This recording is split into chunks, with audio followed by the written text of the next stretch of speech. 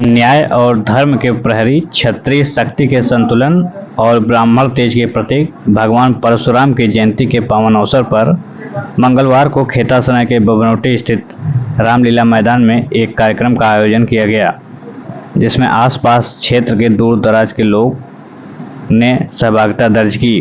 कार्यक्रम में मुख्य अतिथि के रूप में बदलापुर के पूर्व विधायक ओम प्रकाश दुबे एवं विशिष्ट अतिथि के रूप में पूर्व प्रधानाचार्य अनिल कुमार उपाध्याय उपस्थित रहे। अतिथियों ने कार्यक्रम का शुभारंभ भगवान परशुराम की प्रतिमा पर दीप प्रज्वलन और पुष्प अर्पण के साथ किया। इस दौरान वक्ताओं ने क्या कहा, सुनिए। उस रामावतार को अपना प्रणाम निवेदित करता हूं और उपस्थित जनमानस से ये अपील है कि उनके आदर्शों पे हमें चलने का प्रयास करना चाहिए। इस कार्यक्रम के इसके आयोजक हैं, उनको मैं धन्यवाद देना चाहूँगा कि उन्होंने ऐसा शुभ कार्य किया कि हम लोग एक साथ बैठने का उन्होंने अवसर प्रदान किया। थोड़ा सा मेरी शिकायत है उन लोगों से और भाई जगदम्बा जी से भी। पहली बात तो ये आने के बाद मुझे पता लगा कि साहब ये दूसरी बार का प्रयास है, हम परशुराम जी का ये कार्यक्रम कर रहे हैं। तो पहली बार हमारी क्या अयोग्यता थी जिसके नाते मुझे नहीं बुलाया गया, ये तो आप ही बता सकते हैं।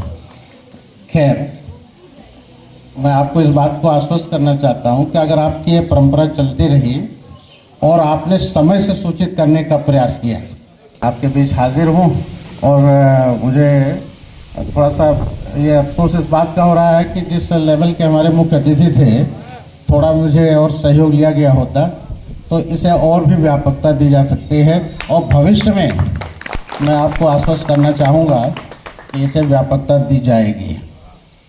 जहाँ तक परशुराम जी के चरित्र और व्यक्तित्व का प्रश्न है, वो तो सर्वविदित है और काफ़ी स्तर पे उस पर प्रकाश डाला भी जा चुका है। रही बात कि ये हम लोगों के लिए गौरव की बात है कि हम उनके वंशज हैं। वो ब्राह्मण थे, हम ब्राह्मण हैं, लेकिन मैं समझता हूँ कि सर्वे भवन्तु सुखिनः सर्वे सन्तु निरामया सर्वे भद्राणि पश्यन्तु मा कश्चित् दुःख भाग् भवेत्। अगर इसका पूरा कोई पालन करता है तो केवल ब्राह्मण ही करता है। कोई आप अवसर बताइए और किसी और जाति को बताइए जिसका जन्म से लेकर और मृत्यु तक साथ रहता हो, कि नामकरण संस्कार से लेकर के अंत्येष्टि तक अगर कोई साथ देता है तो केवल ब्राह्मण ही देता है। तो वो बीज स्वरूप में हमको कहीं दबा दिया जाए, कहीं हम पे कोई काई दिख जाए, शैवाल लग जाए, तो उससे कोई चिंता करने की बात नहीं होती है। ब्राह्मण एक चरित्र होता है, तो मैं इनको ब्राह्मण मानता हूँ और हर व्यक्तित्व में सुबह से लेकर शाम तक ब्राह्मण, क्षत्रिय, वैश्य और शूद्र 4 कैरेक्टर उसमें घूमते रहते हैं। जब वो अच्छा चिंतन करता है, शुभ चिंतन करता है, सकारात्मक रहता है, समाज के हित की बात करता है, उदारता की बात करता है, तो वो ब्राह्मण है। जब वो जा कर के परशुराम जी के उस फारसा के चरित्र की बात करता है तो वो क्षत्रिय है, और जब वो तिजारत की बात करता है तभी वो वैश्य है, और जब वो भगवान की सेवा का बात करता है तो वो फिर जा कर के कहीं वाल्मीकि हो जाता है और कहीं वो हमारे निषाद हो जाते हैं जिन्होंने राम की सेवा करके उनको पार किया। तो उसमें से सब समेकित हैं। मैं इस पर कतई नहीं विश्वास करता कि हमारी बहुत संख्या नहीं है। संख्या जितनी कम होए वो बड़ा न्यूक्लियर पावर लिए रहते हैं। अगर आप हम सभी लोग जिस परिवेश के हैं, खूब ज़्यादा सी दही हो और उसको मथ दिया जाए तो वो मट्ठा की मात्रा ज़्यादा होती है और उसमें मक्खन मलाई की मात्रा बहुत कम होती है। तो ये मलाई बैठी हुई है जो यहाँ पर बैठी हुई है, और ब्राह्मण ने तो हमेशा मस्तिष्क का काम किया है। ये है वो यहाँ पर इस तरह के मंच पर और इस मंदिर का भी आप लोगों ने उसका जीर्णोद्धार कराया। आप सभी लोगों की इन भावनाओं का हम बहुत बहुत आदर करते हैं और आपके साथ हमेशा तन मन धन से साथ रहने का आश्वासन करते हैं। एक बार पूरा बड़े भाई का स्वागत। जय हिंद, जय परशुराम।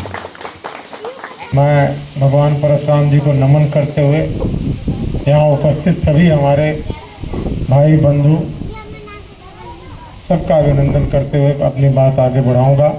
हम लोग ब्राह्मण हैं, इसीलिए शायद मनाते हैं। भगवान तो हमारे लिए, हमने तो रैदास को भी भगवान की उपाधि दी, हमने रामचंद्र जी को भी भगवान, हमने सबको माना, हमने किसी को तिरस्कृत। लेकिन आज एक अलग मसला है कि हम सोचते हैं कि हम इन्हीं के वंशज हैं और इन्हीं के वजह से आज हम इस धरती पर हैं, तो एक अलग खुशी है।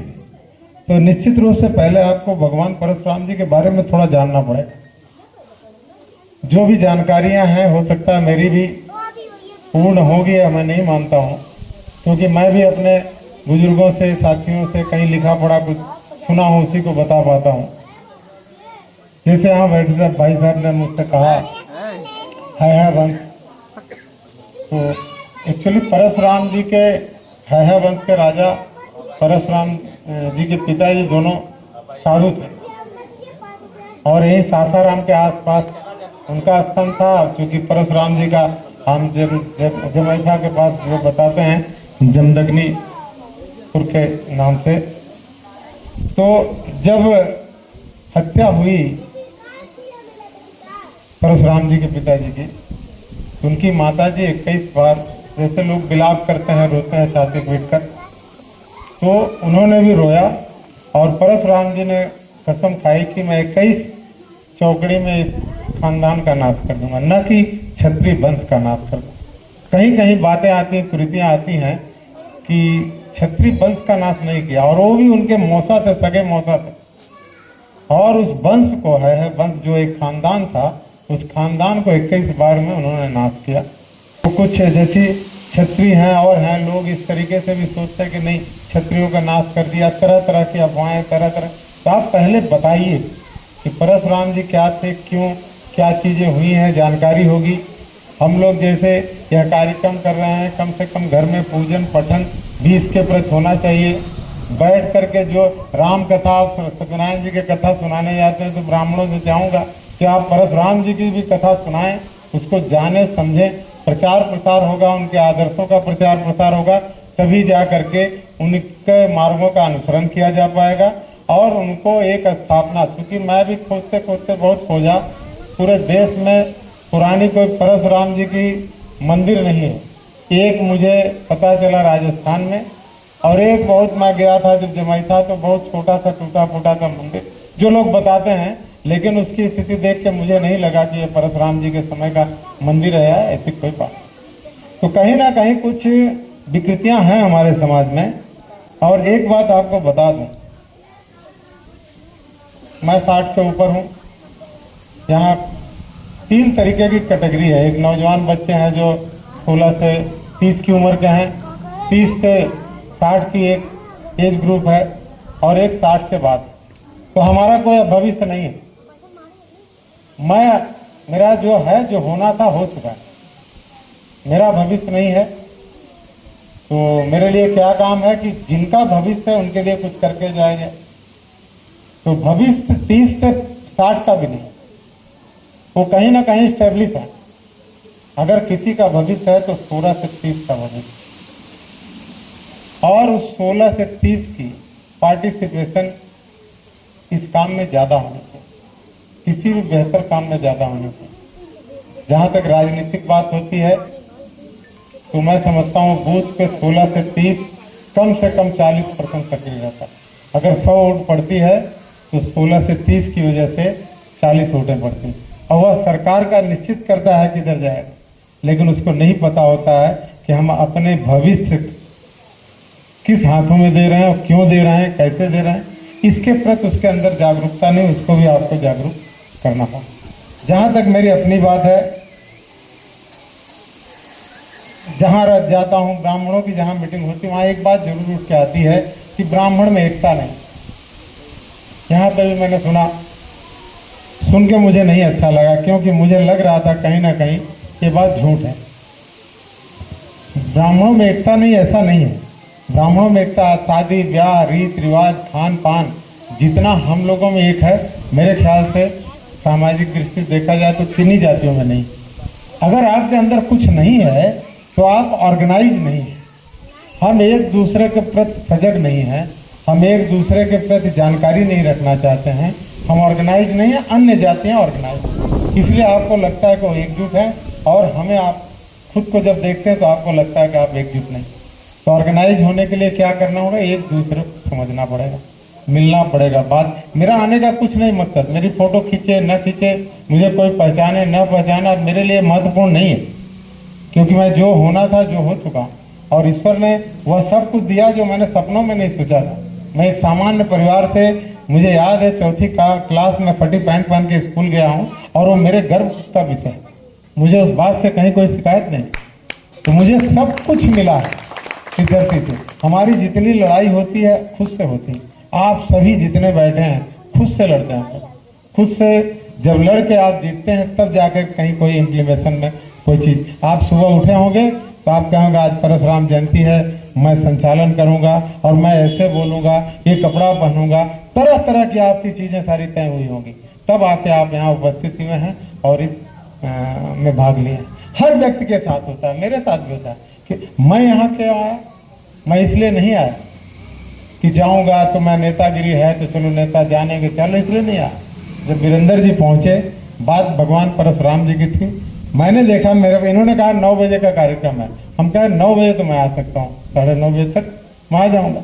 और मैं इत्तेफाक से तैयार होकर चला हूँ, लेकिन रास्ता ठीक है, थोड़ा सा रास्ते में विलम्ब हुआ, थोड़ा सा जब आप निकलिए तो कोई परिचित हाथ दे देगा तो रुकना पड़ता है। और चूंकि है पुराना क्षेत्र, यहाँ 2 बार मैं चुनाव लड़ चुका हूँ, दर्शन भी हो जाएंगे, कुछ बातें हो जाएंगे, कुछ आगे भविष्य हो जाएगा, बढ़े, ये मेरी इच्छा और स्वेच्छा है। इसी के तहत मेरा जीवन है, इसी के तहत निकलता हूँ। और मैं निश्चित रूप से अब कभी भी किसी भी वक्त किसी भी चीज के लिए आप बुलाएंगे बताएंगे तो मैं निश्चित रूप होऊंगा, उपस्थित होऊंगा। आपको एक चीज जो आज आप ब्राह्मण समाज पे कठिन समय चल रहा है, सच्चाई मैं बता रहा हूँ, और कहीं किसी को कुछ नहीं मिलता तो सबसे आसान ब्राह्मण मिल जाता है, जिसके बारे में कोई नहीं कर पाएगा।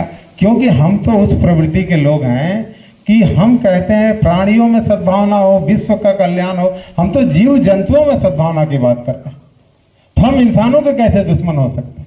जातिवाद करना कोई बुरी बात नहीं, जातिवादी होना कोई बुरी बात नहीं है, लेकिन अपने जात का आप भला करिए, किसी जात का नुकसान मत करिए, किसी के साथ गलत मत करिए। आप अपने को बेहतर करने के लिए, जब आप मजबूत होंगे तभी किसी को सहारा दे पाएंगे।